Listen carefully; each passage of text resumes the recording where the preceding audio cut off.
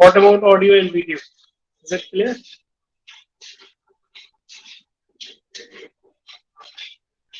Yes, sir.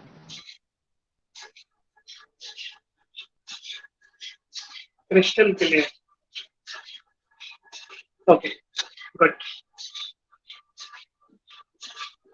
All clear.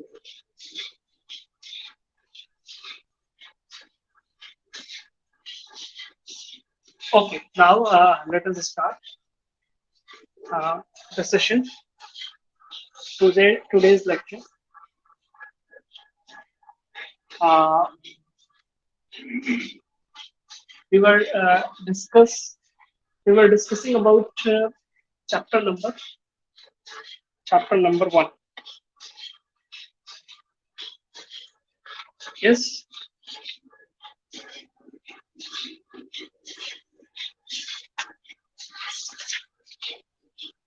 you can open your book, page number 3.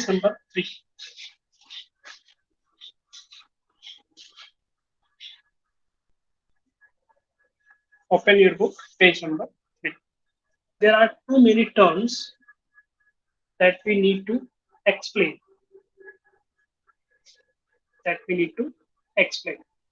Too many terms. Like first term, that is classical physics. Classical physics, देखो दो term आते हैं, classical physics एक modern physics. Classical means आप old कह सकते है ना, पुराना टाइप. क्लासिकल फिजिक्स और मॉडर्न फिजिक्स है ना. तो क्लासिकल फिजिक्स में क्या आता है और मॉडर्न फिजिक्स में क्या. क्लासिकल फिजिक्स में जैसे हम बात करें इलेक्ट्रिसिटी की, तो बहुत पहले ही डिस्कवर हो चुका है ना. बात करें हम मैकेनिक्स की, अभी मैकेनिक्स क्या होता है ये भी बताएंगे. मैकेनिक्स की बहुत पहले डिस्कवर होता है ना. आज के टाइम में फिजिक्स में अंदर आता है एटम के बारे में पढ़ना, ये भी फिजिक्स के अंदर आता है. न्यूक्लियाई के बारे में पढ़ना, सेमीकंडक्टर के बारे में पढ़ना, सेमीकंडक्टर्स क्या है.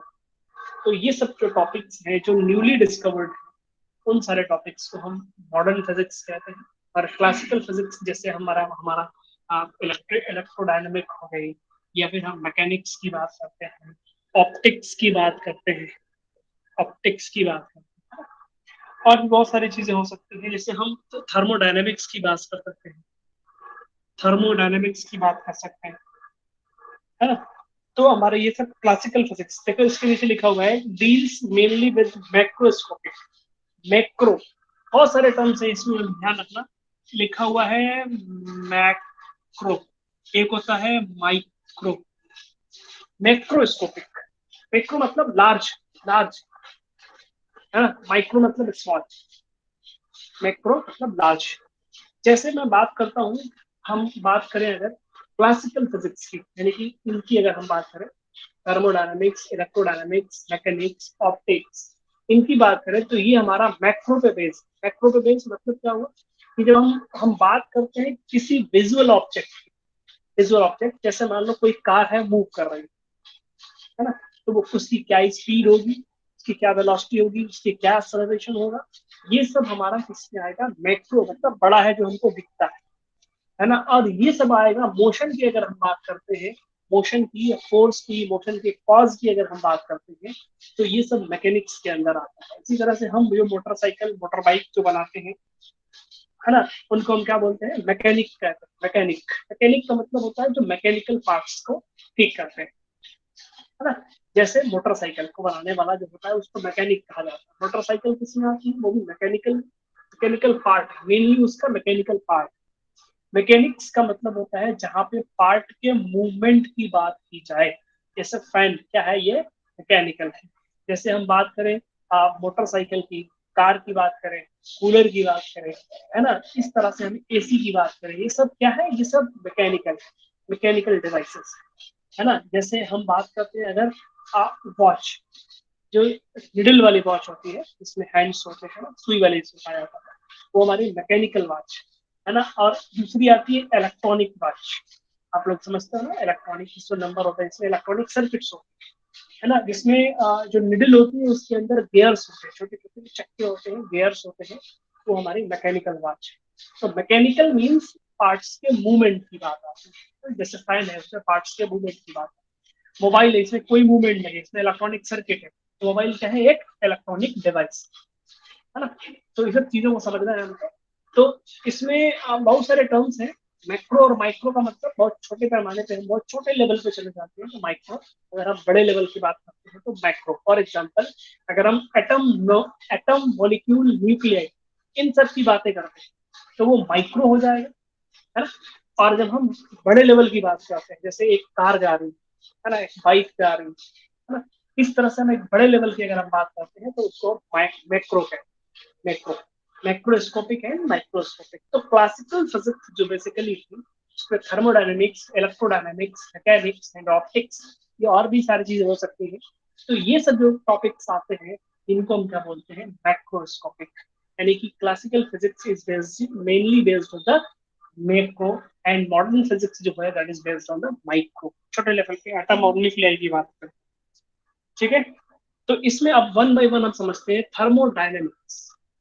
आपके बुक में भी लिखा हुआ है आपका थर्मोडायनेमिक्स। थर्मोडायनेमिक्स, थर्मो मतलब हीट, डायनेमिक्स मतलब मोशन। जब हम हीट के मोशन की बात करते हैं, है ना, तो वो थर्मोडायनेमिक्स की ब्रांच होती है, फिजिक्स की एक ब्रांच जिसमें हम हीट के फ्लो की बात करते हैं। जैसे हम कल बात कर रहे थे प्रीवियस लेक्चर में कि जो हीट का जो फ्लो हो रहा हो, रेफ्रिजरेटर की बात कर रहे थे, तो उसमें भी रेफ्रिजरेटर भी हमारा थर्मोडायनेमिक्स के अंदर ही आएगा, because in that we were discussing about the motion of heat, है। उसके बाद इलेक्ट्रोडायनेमिक्स, सब लोग समझते हो इलेक्ट्रोडायनेमिक्स यानी कि चार्ज के मूवमेंट यानी करंट की बात करते हैं, इलेक्ट्रिक करंट की बात करते हैं।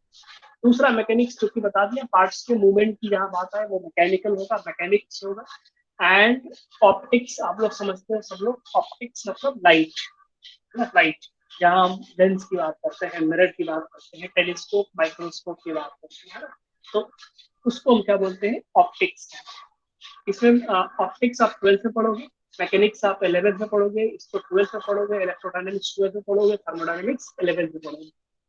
तो ये पूरा पूरा एक यूनिट है आपकी, पूरी यूनिट आपको पढ़नी। मैकेनिक्स से ही स्टार्ट होगा, मैकेनिक्स से ही हमारा स्टार्ट होगा चैप्टर नंबर 3 से। ठीक है,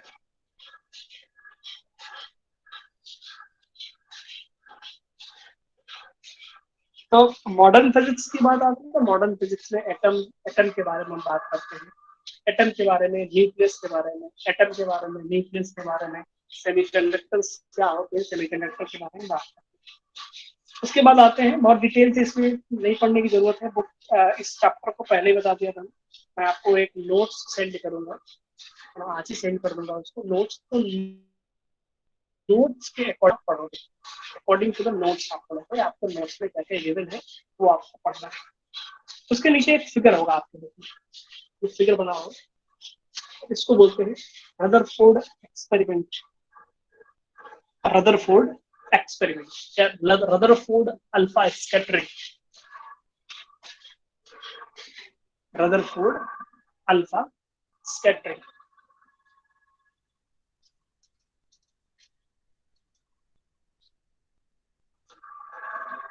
इसको पढ़ने से पहले क्या है इसके बारे में बताता हूँ थोड़ा सा, वैसे आप 10th में पढ़े होंगे। रदरफोर्ड अल्फा स्कैटरिंग क्या होती है, उसको पढ़ने से पहले मैं मुझे एक चीज बता दूं। लेट अस सपोज ये एक वॉल है, बस ध्यान से बताना, बहुत सिंपल चीज है। Let us suppose this is a wall, इसमें कोई होल नहीं, कोई होल नहीं। अगर मैं एक छोटा सा बॉल लेता हूँ, एक नहीं कई सारे छोटे छोटे बॉल्स हैं, छोटे छोटे प्लास्टिक के या किसी मटेरियल के, मैं बॉल लेता हूँ छोटे छोटे और मैं थ्रो करता हूँ, तो सब के सब क्या होंगे, बाउंस बैक हो जाएंगे। यस और नो, गेटिंग और not? Yes, sir. Yes, sir. You can write, you can write.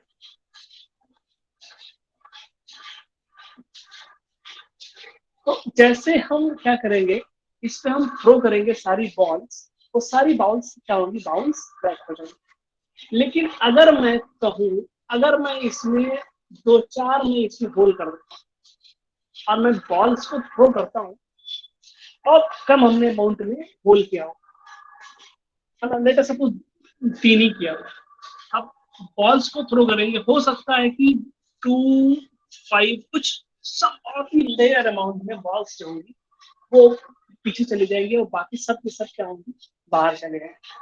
जैसे जैसे हम क्या करेंगे, होल्स, नंबर ऑफ होल्स को इंक्रीज करेंगे, वैसे वैसे वैसे क्या होगी, बाउंस बैक जो हो रही होगी बॉल, वो डिक्रीज होती जाएगी, यानी कि मैक्सिमम बॉल जो होगी वो पास होती चली जाएगी।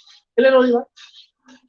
तो मैं होल्स को बढ़ाता चला जाता हूँ, होल्स को बढ़ाता चला जाता हूँ, मतलब क्या हुआ कि बॉल के अंदर ज्यादा स्पेस है ना, स्पेस ज्यादा है, बहुत कम, बॉल का जो मटेरियल है बहुत कम, वो स्पेस ज्यादा है, ओपन स्पेस ज्यादा है। जैसे जैसे मैं इसमें उड़ाता जाऊंगा वैसे अगर मैं बॉल को 10,000 बॉल में थ्रो करता हूँ और अगर एक उसमें बाउंस बैक होती है, वन, ओनली वन, 10,000 अप्रोक्सीमेटली, कभी कभी 5,000 भी कहा जाता है, तो 10,000 अगर जा रहे हैं बॉल्स और अगर उसमें वन बॉल बाउंस बैक हो रहा है, इसका मतलब क्या हुआ कि होल, नंबर ऑफ होल ज्यादा है, मतलब हम कह सकते हैं बॉल है ही नहीं, बॉल का कुछ पोर्शन, थोड़ा सा पोर्शन, छोटा सा कहीं होगा, जिसकी वजह से 1,000 बॉल में, सॉरी 10,000 बॉल में वन बॉल बाउंस बैक हो गई। बात क्लियर होगी? अब आते हैं हम लोग इस पे, रदरफोर्ड एक्सपेरिमेंट। रदरफोर्ड एक्सपेरिमेंट क्या है? रदरफोर्ड एक्सपेरिमेंट कहता है, ये बताता है कि स्ट्रक्चर, एटम का स्ट्रक्चर क्या होता है ना। ये ध्यान रखना कि एटम को किसी ने देखा नहीं, एटम को किसी ने देखा नहीं। क्या होता है, एटम को प्रिडिक्ट किया जाता है कि atom is like that, atom कुछ इस तरह का है, कोई कहता है एटम कुछ इस तरह का है, कोई कहता है कि नहीं एटम कुछ इस तरह का। तो किसकी बात मानी जाती है? उन्हीं की बात मानी जाती है जो एक्सपेरिमेंटली प्रूव कर सकते हैं, जो लॉजिक दे सकते हैं कि हाँ ये एक्सपेरिमेंट ऐसा हो रहा है जिससे हम कह सकते हैं कि एटम का स्ट्रक्चर कुछ इस तरह का है ना। आप लोगों ने बहुत सारे पढ़े होंगे थ्योरी में। सबसे पहले जे थॉमसन ने एटॉमिक मॉडल दिया। जे थॉमसन ने क्या बताया? जे थॉमसन ने क्या बताया कि एक एटम जो होता है वो स्मॉलेस्ट पार्टिकल होता है किसी भी मटेरियल का, किसी मटेरियल का स्मॉलेस्ट पार्टिकल होता है, और उस स्मॉलेस्ट पार्टिकल के अंदर नेगेटिव चार्ज होते हैं इस तरह से, है ना, और पॉजिटिवली चार्ज भी डिस्ट्रीब्यूट होते हैं। नेगेटिव चार्ज कुछ इस तरह के होते हैं जैसे वाटर मेलन के सीड्स होते हैं, और बाकी जो रेस्ट पार्ट होता है वो पॉजिटिव। ये आपने पढ़ा है कि नहीं पढ़ा? Yes, sir. पढ़ा है ना, सब पढ़ा हुआ। मैं पहले कह रहा हूँ ये सब सिर्फ समझने वाला है, ऐसे तो ये इम्पोर्टेंट है। इम्पोर्टेंट है वो आगे बताऊंगा। ई सेक्टर ही इम्पोर्टेंट है, पहली बात। थोड़ा का दो पॉइंट इम्पोर्टेंट है, उसको पढ़ना है। पेपर मुझे ही बनाना है, क्या दूंगा मैं वो ध्यान पर, है ना, पेपर मुझे ही बनाना है। तो ये हो गया हमारा, ये जे थॉमसन ने बताया, जे थॉमसन, ठीक है। उसके बाद आए रदरफोर्ड। जे थॉमसन ने कुछ एक्सपेरिमेंट किया होगा, जैसे ऐसे थोड़ी मान ले कि हाँ आ गया, कि चलो आ गया, समझ में आ गया, चलो हो गया, ऐसा कुछ नहीं है। एक्सपेरिमेंट किया होगा, कोई ना कोई एक्सपेरिमेंट किया होगा, उन एक्सपेरिमेंट की बेसिस पे उन्होंने कहा होगा कि कुछ एटम का जो मॉडल है, एटम का जो मॉडल है कुछ इस तरह का होता है, देखा तो था नहीं, है ना। तो लेकिन बाद में जो दूसरे साइंटिस्ट आए, रदरफोर्ड, उन्होंने क्या कहा, उन्होंने अपना एक्सपेरिमेंट किया भाई, जिसको हम अल्फा स्कैटरिंग एक्सपेरिमेंट किया। उन्होंने एक्सपेरिमेंट किया और कहा कि नहीं, जैसे थॉमसन ने बताया था, तो वो तो ठीक है, उनकी कुछ कुछ बातें ठीक है, जैसे उन्होंने बताया कि पॉजिटिव चार्ज नेगेटिव चार्ज होते हैं, और positive charge equal to negative charge होते हैं न्यूट्रल रिलेशन। उन्होंने कहा ये तो बात ठीक है, लेकिन दूसरी बात गलत है। उन्होंने क्या बताया कि वाटरमेलन के सीड की तरह नेगेटिव चार्ज, ये बात उनकी गलत है। कैसे गलत है? उन्होंने प्रूफ दिया। कैसा प्रूफ दिया? उन्होंने कहा कि मैं एक गोल्ड फॉयल ले लेता हूँ। गोल्ड फॉयल इसलिए क्योंकि वो मेलेबल है, बहुत उसको पतला, मतलब पीट पीट के उसको बहुत ही पतला, बहुत ही थिन, है ना, बहुत ज्यादा ये मेलेबल होती है, इसलिए उसको बहुत ही थिन फॉयल बनाया जा सकता है, इसलिए गोल्ड है ना। गोल्ड वेरी थिन फॉयल लिया उन्होंने, ये लाइन नहीं है, ध्यान रखना, ऐसे फॉयल है इस तरह से, ऐसे है, ऐसे है, तो एक लाइन ही दिखेगी हमको, तो फॉयल है उन्होंने लिया और यहाँ पे उन्होंने क्या लिया, अल्फा अल्फा पार्टिकल लिया। और अल्फा पार्टिकल जब लिया तो इसमें 10,000 अराउंड लिया, 10,000 को देखा कि इसमें हुआ क्या, कि इसमें कि ज्यादातर तो इसमें सीधे निकल जाते हैं, बहुत कम ऐसे होते हैं जो थोड़ा बहुत डिबेट होते हैं। उसमें एक ऐसा होता है 10,000 में, एक ऐसा होता है जो बाउंस बैक हो, है ना, बाउंस बैक हो। समझना इस बात को, ध्यान दो, एक एक चीज को समझ रहा, छोटे छोटे पॉइंट्स को समझ। तो इनसे क्या कंक्लूजन निकला, इससे कंक्लूजन ये निकला कि अल्फा पार्टिकल जब गया सीधा निकल गया, तो उन्होंने बोला कि ऐसा है कि एटम कुछ इस तरह का है कि उसका जो मैक्सिमम पोर्शन जो है वो एम्प्टी, मैक्सिमम पोर्शन कुछ नहीं है, नथिंग, एम्प्टी स्पेस, और बहुत छोटे स्पेस में छोटा सा कुछ मास है, जिससे क्या हुआ, ये बाउंस बैक हुआ, यानी कि मैक्सिमम यहाँ पे क्या है, एम्प्टी स्पेस से सीधा वो अल्फा पार्टिकल निकल गया, बाउंस बैक नहीं। तो पहला पॉइंट उसमें क्या था कि most of the space is empty, ये कंक्लूजन निकल गया। उसके बाद कंक्लूजन निकल के आया कि अल्फा पार्टिकल जो होता है वो पॉजिटिव चार्ज, देखना, अल्फा पार्टिकल जो होता है वो हीलियम 2+ होता है, हीलियम 2+। हीलियम के अंदर कितने इलेक्ट्रॉन होते हैं, हीलियम के अंदर 2 इलेक्ट्रॉन, है ना, दो बार बार घूमते हैं। अब इन दोनों को निकाल दिया जाए, बेचारे खत्म हो गए, तो क्या बचा, क्या बचा, क्या बचा, हीलियम का सिर्फ न्यूक्लियस ही बचा ना, हीलियम का सिर्फ न्यूक्लियस ही बचा। तो हीलियम का न्यूक्लियस बचा, 2 इलेक्ट्रॉन निकल गए, तो ये क्या हुआ, पॉजिटिवली चार्ज हो गया, यानी अल्फा पार्टिकल जो होता है वो पॉजिटिवली चार्ज है, और पॉजिटिवली चार्ज होता है। और यहाँ पे जो छोटा सा मास था, यहाँ पे जो छोटा सा मास था वो भी पॉजिटिव रहा होगा, क्यों, क्योंकि पॉजिटिव था तभी ये वापस आया, अल्फा पार्टिकल पॉजिटिव था तभी ये वापस आया, क्योंकि पॉजिटिव पॉजिटिव रिपल्शन। और अगर ये नेगेटिव रहा होगा, यानी एटम जो न्यूक्लियस हमारी है, न्यूक्लियस अगर वो नेगेटिव रही होती तो अल्फा पार्टिकल बाउंस बैक नहीं होता, पॉजिटिव नेगेटिव क्या होता है, करेक्शन हो जाता है। तो यहाँ पे उनको पता था, उनको पता नहीं था कि क्या है, लेकिन उन्होंने चूंकि अल्फा पार्टिकल पता था किसी से पॉजिटिवली चार्ज, तो क्या हुआ कि जब यह यहाँ पे गया और जैसे ही ये बाउंस बैक हुआ, इसका मतलब क्या हुआ कि वो पॉजिटिव चार्ज रहा होगा, जिससे रिपल्शन हुआ। अगर रिपल्शन नहीं होता तो हम कहते हैं कि नहीं, अभी ये क्या है कि जाके यहाँ पे जाके अटैच हो जाता है, इसका मतलब न्यूक्लियस है वो नेगेटिव होता है, लेकिन ऐसा हुआ नहीं। हुआ क्या, ये बाउंस बैक हो जाता है, इसका मतलब कि यहाँ पे पॉजिटिव चार्ज होगा। तो जिससे रदरफोर्ड ने दूसरा दूसरा पॉइंट कंक्लूड किया, क्या कंक्लूड किया, कि nucleus is positively charge. Clear होगी बात। और उस पॉजिटिव चार्ज को बैलेंस करने के लिए अराउंड द न्यूक्लियस इलेक्ट्रॉन जो कि नेगेटिवली चार्ज होते हैं वो रिवॉल्व करते। तो इससे बहुत सारी छोटे छोटे पॉइंट्स पॉइंट्स कंक्लूड किए रदरफोर्ड ने। एक बात याद रखना, ये हीलियम अल्फा पार्टिकल जो होता है वो हीलियम हीलियम न्यूक्लियस होता है ना, तो alpha particle is helium nucleus. अच्छा, अब बात आती है कि अल्फा पार्टिकल कहाँ से निकलते हैं।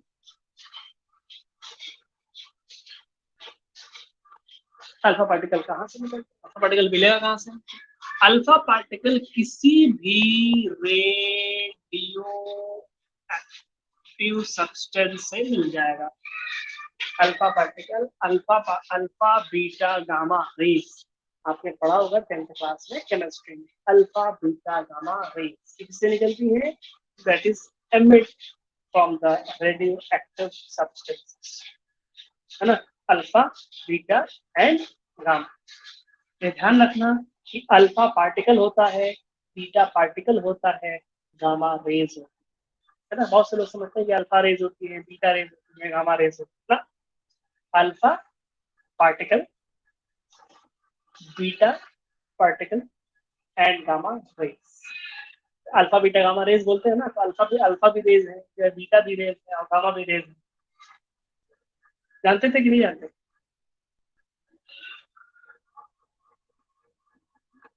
यस और नो।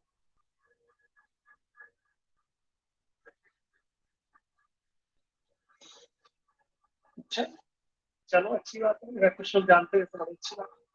अल्फा बीटा गामा, है ना, alpha beta gamma rays. Alpha particle, कौन सा पार्टिकल? अल्फा पार्टिकल जो होता है वो हीलियम, हीलियम बीट प्लस होता है, ठीक है।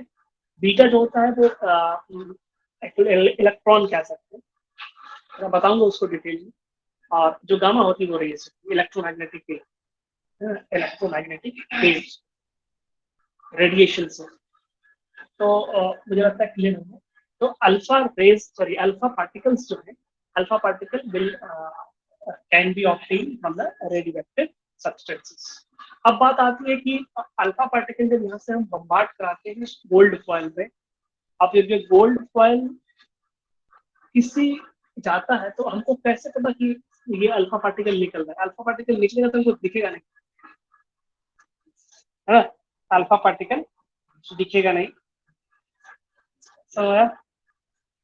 तो यहाँ पे एक स्क्रीन लगा देते हैं, इस तरह से स्क्रीन लगा देते हैं। स्क्रीन की जब ये जाता है तो फ्लोरोसेंट मटेरियल लगा देते हैं यहाँ पे।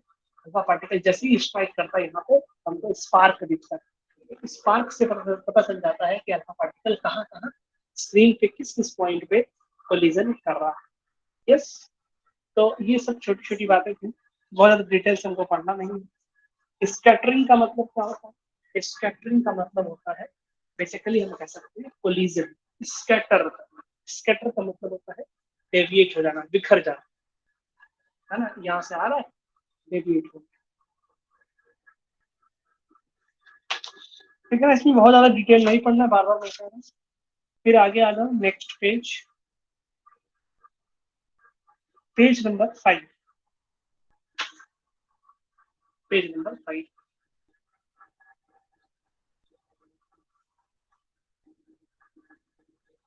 रेड एलिमेंट्स बहुत सारे होते हैं, देखो एलिमेंट्स रेडियो एक्टिव सब्सटेंसेस जो होते हैं ना, जो आप long form of periodic table देखोगे तो नीचे मैक्सिमम उसमें नीचे जो हैवी हैवी न्यूक्लियस वाले होते हैं वो रेडियो एक्टिव होते हैं। फॉर एग्जांपल हमारा हो गया रेडियम, जो बनाया जाता है रेडियम, हो गया पोलोनियम, प्लूटोनियम, है ना, और यूरेनियम, मेनली यूरेनियम का यूज किया जाता है, यूरेनियम 235। तो ये सब है, कई सारे मटेरियल्स हैं जो कि हमारा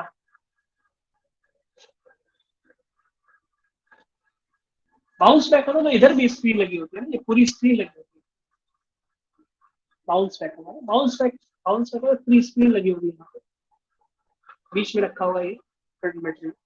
वो स्क्रीन से ही पता चलेगा, स्क्रीन से ही पता चलेगा कि हाँ वो बाउंस बैक हो रहा है तो किस पॉइंट पे कोलिजन हो रहा है ना। वहाँ पे फ्लोरोसेंट मटेरियल यूज किया जाता है, मटेरियल से यूज करके।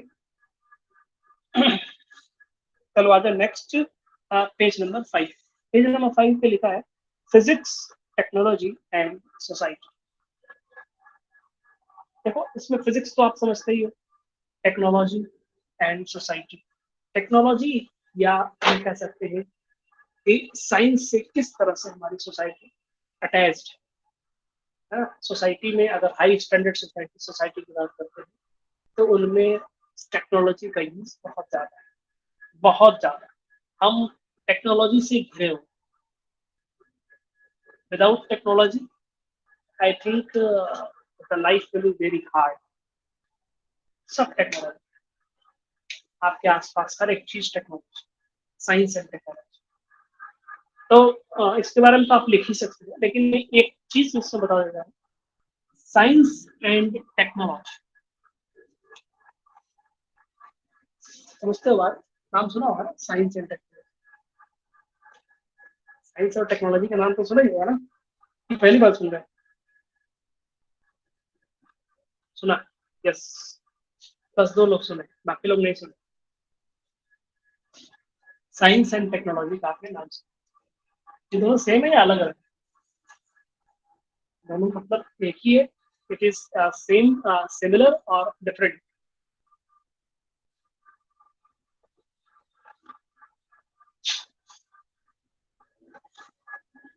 Science and technology, both the terms are same or different?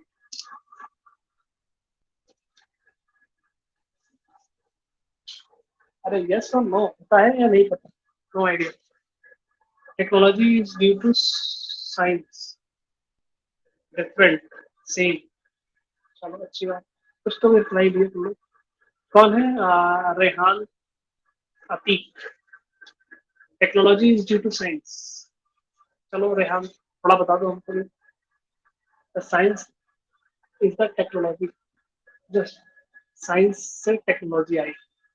हाँ वो तो ठीक, दोनों बातें ठीक। हाँ रेहान, तुम लोग खुद बताओ थोड़ा सा।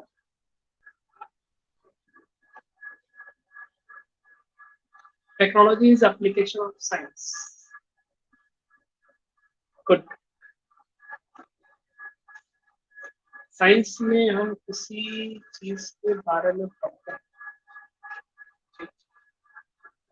ठीक, ठीक है, बहुत एक्टिव हो तुम लोग। हाँ, ठीक।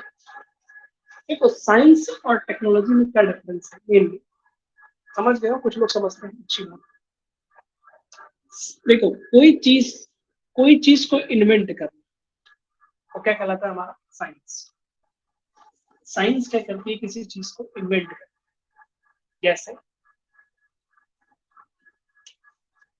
जैसे मैं एग्जांपल दे दूं कि थॉमस अल्वा एडिशन, है ना, क्या बनाया? बल्ब। बल्ब बनाया। तो बल्ब कौन सा बल्ब जब बनाया उन्होंने, तो इस तरह का बल्ब जो आज तक के टाइम पे यूज किया था, बल्ब ऐसा नहीं था। बल्ब ऐसा था कि बस जल रहा, बस उसमें लाइट आ रही और थोड़ी सी, बहुत हल्की सी। वो इन्वेंशन था। Invention is due to science.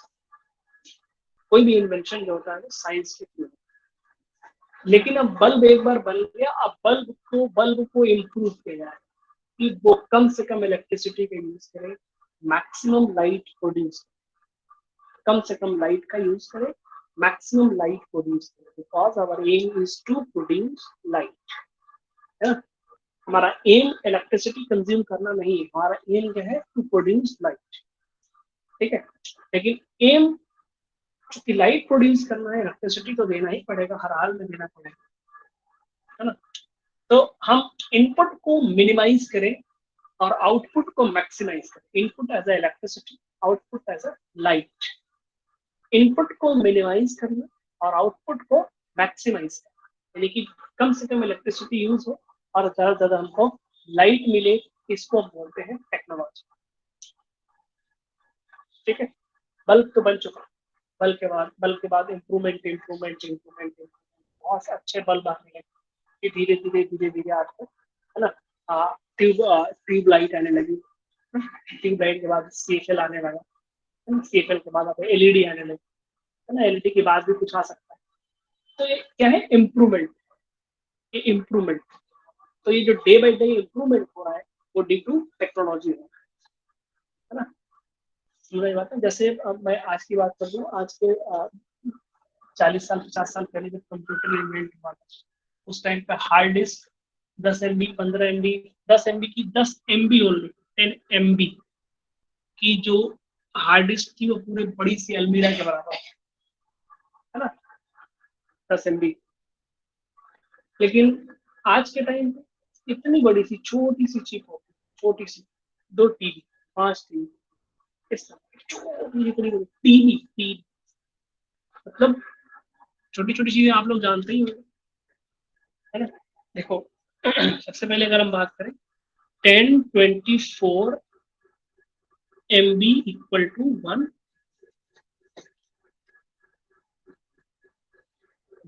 GB, पता है ना। 1024 GB equal to 1 TB। 1024 KB equal to 1 MB, पता है ना, ये सब छोटी छोटी चीज।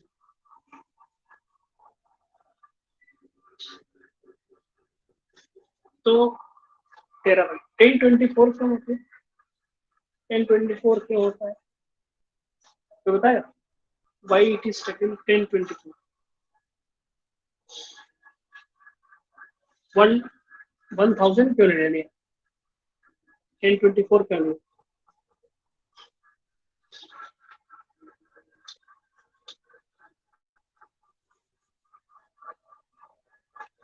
नहीं पता, मैं बताता।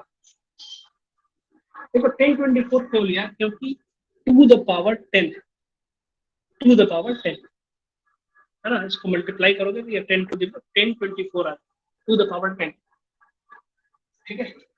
अच्छा, यहाँ पे टू द पावर 2 क्यों लिया गया, 2 डिजिटल आता है ना, 1 एंड 0, 0 एंड 1, 1 0 0 1 1 1 0 1 0, यही 0101 क्या है, टू टर्म ऑन और ऑफ डिजिटल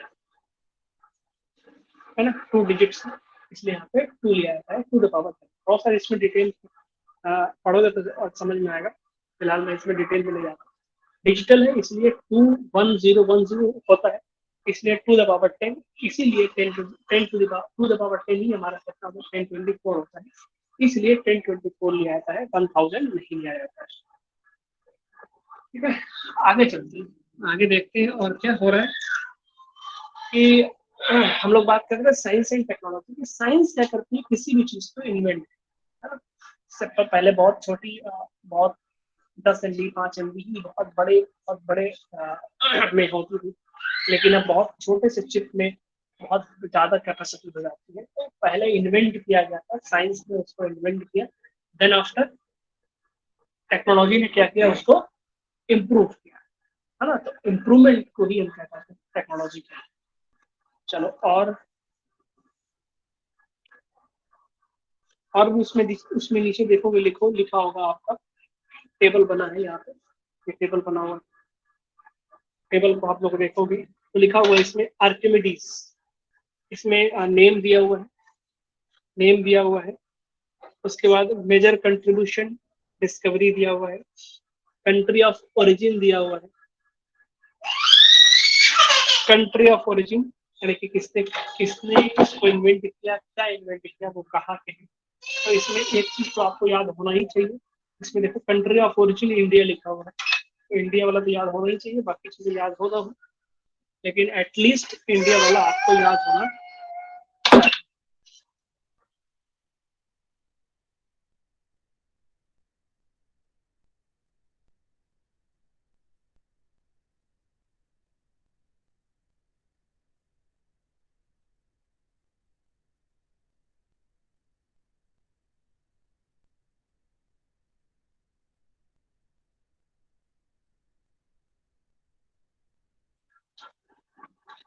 इसमें कई सारे हैं इंडिया के।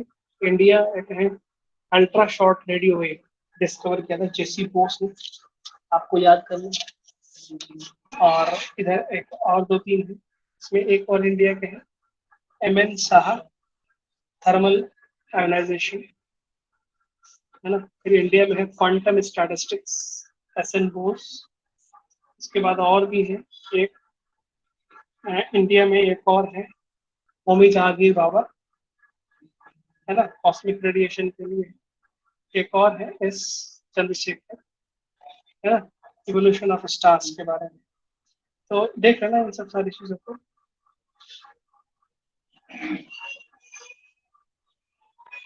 तो ये सब याद कर लेना, ठीक है।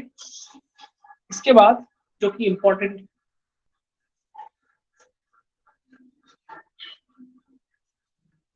बहुत इम्पोर्टेंट का मतलब ये पूछा जा सकता है मेनली, अगर ऑफलाइन एग्जाम हुआ तो ऑनलाइन में क्या पूछा जाएगा, हमारा तो नहीं पूछा जाता, थोड़ा सा इम्पोर्टेंट है ना। वो भी पॉइंट ऑफ आपके होम एग्जाम में, किसी कम्पिटिटिव एग्जाम में सब नहीं पूछता है, आपके होम एग्जाम के लिए हो सकता है, इसलिए से पूछा जा सकता है आपसे, fundamental forces in nature, fundamental forces in nature.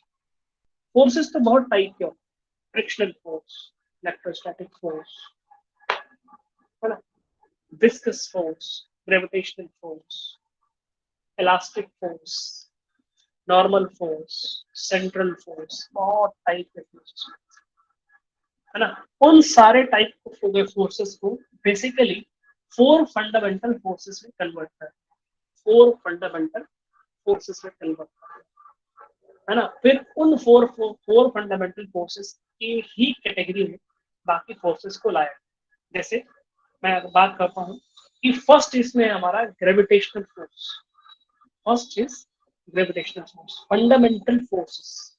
उसमें फर्स्ट है आपका, देखोगे आप नेक्स्ट पेज पे आपको मिल जाएगा फंडामेंटल फोर्सेस में आपको कितना रखना है। First is gravitational force.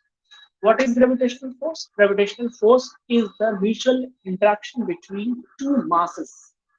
दो मास अगर होगा तो दो मास के बीच में, ये m1 है, ये m2 है, और इनके बीच की डिस्टेंस r है, तो F is equals to G m1 m2 upon r square. यानी force is directly proportional to the product of the masses and inversely proportional to the square of the distance between the masses. Square of the distance between the masses. ये चीज आपको clear होगी कि gravitational force क्या है, दो masses के बीच में अट्रैक्शन है, दो मासेस के बीच, है ना। Force of attraction due to the mass of the object. और इसमें आपको और तो कुछ नहीं करना। उसके बाद आपका आता है दूसरा number, electromagnetic force. Electromagnetic force क्या होता है? जब किसी इलेक्ट्रोमैग्नेटिक फील्ड, यानी इलेक्ट्रिक और मैग्नेटिक फील्ड दोनों एक साथ, इलेक्ट्रिक और मैग्नेटिक फील्ड दोनों एक साथ है, इनमें जब कोई चार्ज मोशन करता है तो उसमें मैग्नेटिक फोर्स भी लगता है और इलेक्ट्रोस्टैटिक फोर्स भी लगता है। दो तरह के फोर्स, यानी इलेक्ट्रिक फील्ड की वजह से भी और मैग्नेटिक फील्ड की वजह से। तो force due to electric and magnetic field is called electromagnetic force. तीसरा हमारा है strong nuclear force. Third number है आपका strong nuclear force. Fourth number है weak nuclear force. Strong nuclear force क्या होता है, वीक न्यूक्लियर फोर्स क्या होता है। स्ट्रॉन्ग न्यूक्लियर फोर्स क्यों बोला जाता है, स्ट्रॉन्ग न्यूक्लियर फोर्स क्यों बोला जाता है? देखो ध्यान से, हम जानते हैं कि एटम जो होता है, एटम के अंदर न्यूक्लियस होते हैं, न्यूक्लियस के अंदर न्यूट्रॉन और प्रोटॉन होते हैं, और उसके अराउंड में क्या होते हैं, वो इलेक्ट्रॉन घूमते रहते हैं। सबको पता है इलेक्ट्रॉन जो होते हैं वो घूमते रहते हैं। तो न्यूक्लियस के अंदर न्यूट्रॉन प्रोटॉन होते हैं। अब जब एटम या एक कोई एलिमेंट, यानी कि जैसे मान लो हम बात करें सोडियम की और क्लोरीन की, है ना, तो मिलके क्या बनाते हैं इसमें, ये दोनों बनाते हैं NaCl। एक ये एटम दे देता है इसको, ये एक इलेक्ट्रॉन दे देता है, एक इलेक्ट्रॉन गेन करता है। तो सोडियम का जो एटम था, इसमें जितने भी इलेक्ट्रॉन थे, एक इलेक्ट्रॉन ये क्लोरीन वाले को दे दिया, तो क्लोरीन वाला क्या किया, एक इलेक्ट्रॉन को गेन कर दिया। तो एक इलेक्ट्रॉन यहाँ से निकल जाने का मतलब क्या हुआ कि यहाँ से इलेक्ट्रॉन को रिमूव किया जा सकता है, इलेक्ट्रॉन को रिमूव किया जा सकता है। किसी भी केमिकल रिएक्शन में इलेक्ट्रॉन ही पार्टिसिपेट करते हैं, प्रोटॉन और न्यूट्रॉन पार्टिसिपेट नहीं करते हैं। इलेक्ट्रॉन को कर देगा चाहे वो इलेक्ट्रॉन को ले, दो में से एक काम, इलेक्ट्रॉन को देगा, इलेक्ट्रॉन को लेगा, या इलेक्ट्रॉन को शेयर करेगा। इलेक्ट्रॉन जो भी करेगा वो इलेक्ट्रॉन, यानी केमिकल रिएक्शन में इलेक्ट्रॉन ही पार्टिसिपेट करता है, न्यूट्रॉन और प्रोटॉन पार्टिसिपेट नहीं करता है। क्यों पार्टिसिपेट नहीं करता है? क्योंकि न्यूट्रॉन और प्रोटॉन जो होते हैं वो आपस में इतना हाईली बाउंडेड होते हैं, यानी इनके बीच में जो फोर्स ऑफ अट्रैक्शन होता है वो बहुत ज्यादा,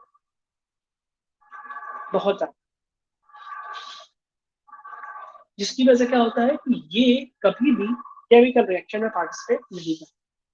किसी भी केमिकल रिएक्शन में प्रोटॉन और न्यूट्रॉन पार्टिसिपेट नहीं करते हैं, because they are bounded with the strong nuclear force. तो स्ट्रॉन्ग न्यूक्लियर फोर्स क्या होता है, देखो ध्यान से, न्यूट्रॉन पे कोई चार्ज नहीं होता है, जीरो, प्रोटॉन पे चार्ज होता है प्लस, इलेक्ट्रॉन पे चार्ज होता है माइनस।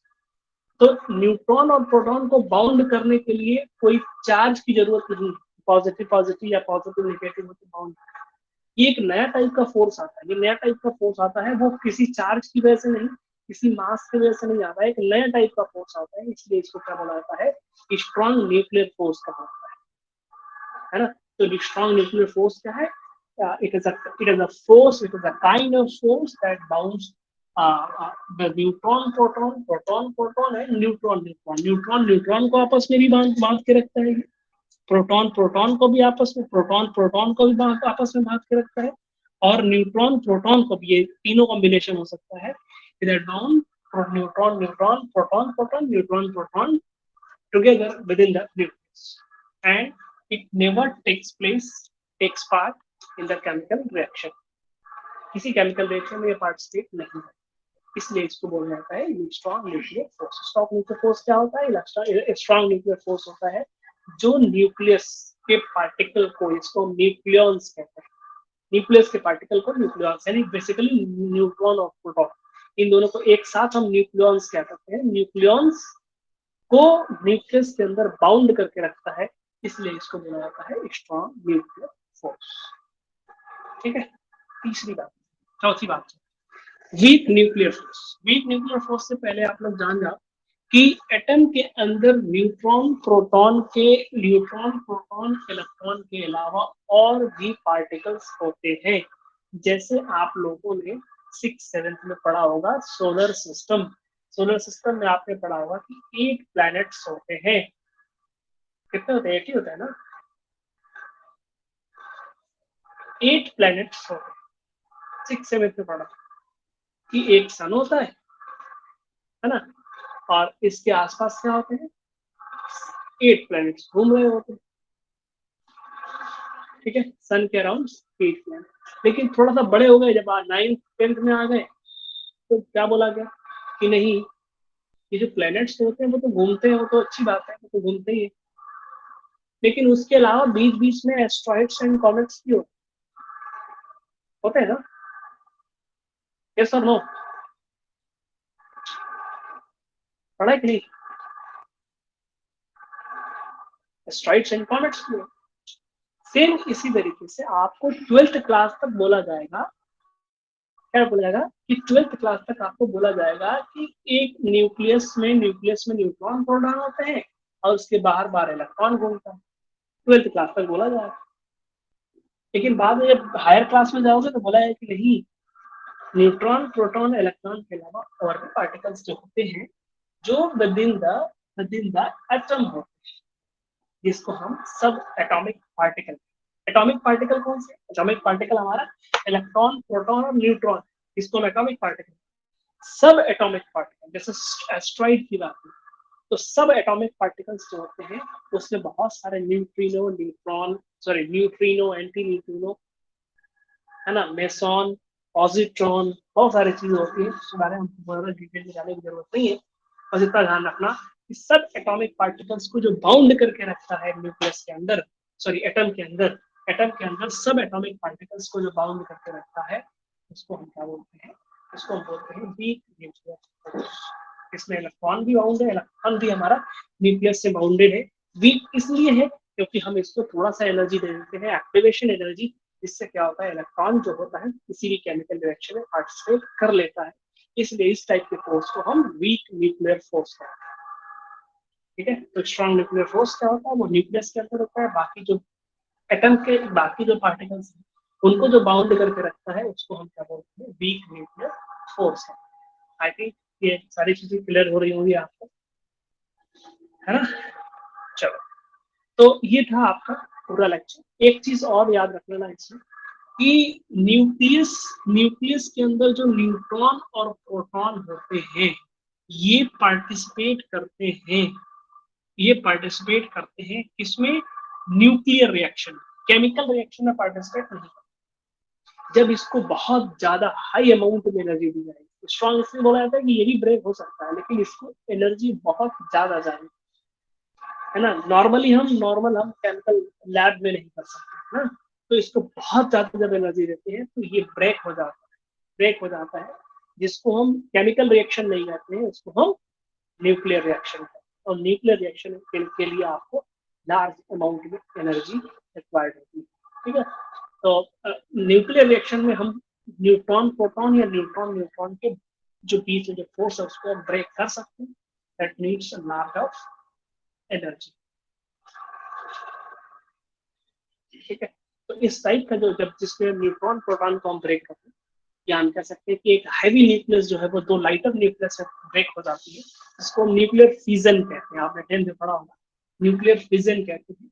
और जो न्यूक्लियर फिजन होता है वो हमारा न्यूक्लियर रिएक्शन होता है, वो केमिकल रिएक्शन नहीं, ठीक है। तो मुझे लगता है इस बात में बात समझ में आएगी, जितनी बात मैं बताया हूँ बस उसको बात याद, उस बात को याद रखना आपने, और इसमें बहुत ज्यादा पैनिक होने की जरूरत नहीं है, और बहुत ज्यादा इसमें डिटेल से आप पढ़ो तो अच्छी बात है, लेकिन एग्जाम में इस तरह कुछ नहीं आएगा इस चैप्टर से।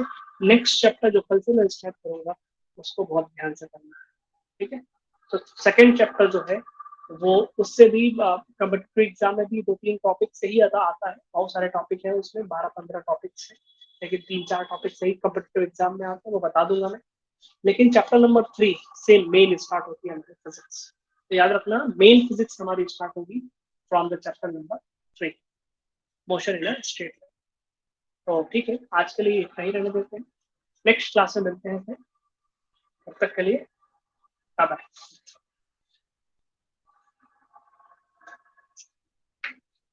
Okay, you may leave the class. Thank you.